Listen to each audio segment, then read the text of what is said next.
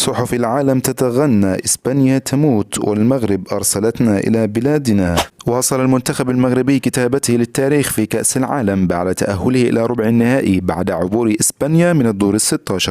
الوقت الأصلي من اللقاء انتهى بالتعادل السلبي، ونفس الأمر حدث بعد شوطين إضافيين لتأتي كلمة الحسم في ركلات الجزاء.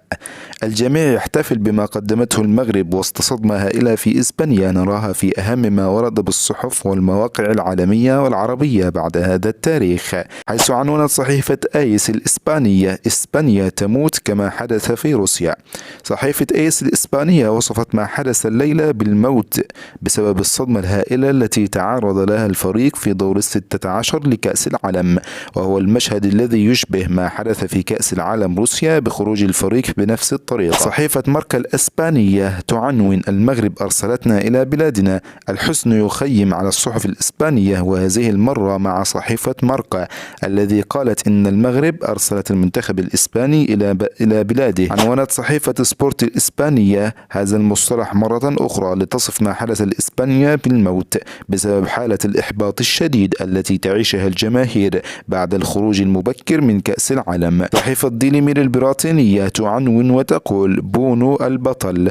أشادت الصحيفة بالدور الذي قام به ياسين بونو حارس المنتخب المغربي في إقصاء إسبانيا، ووصفته بالبطل بعد مساعدة فريقه على التأهل إلى ربع النهائي. موقع ديلي ستار البريطاني يعنون ويقول أنه يوم رائع، حيث وصف اليوم الأخير من دور ال16 للمونديال باليوم الرائع بعد خروج إسبانيا، وقالت إن تأهل المغرب قد يفيد المنتخب الإنجليزي في حظوظه للفوز بكأس العالم.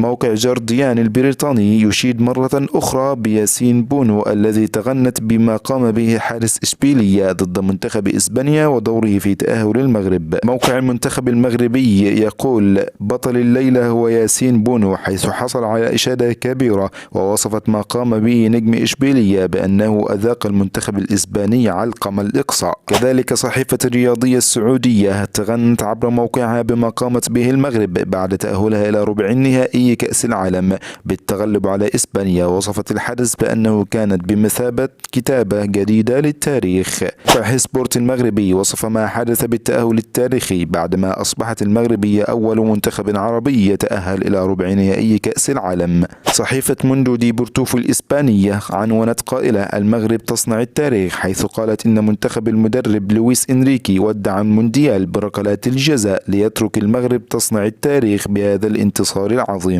صحيفة لا جيسيتا ديلو سبورت الإيطالية وصفت المنتخب المغربي بالمذهل بعد إقصاء إسبانيا من الدور ال16 لكأس العالم في إنجاز جديد لقارة أفريقيا بالمونديال. موقع كوريو ديلو سبورت الإيطالي قالت إن المغرب طارت إلى ربع نهائي كأس العالم بعد هذا الفوز الثمين على إسبانيا.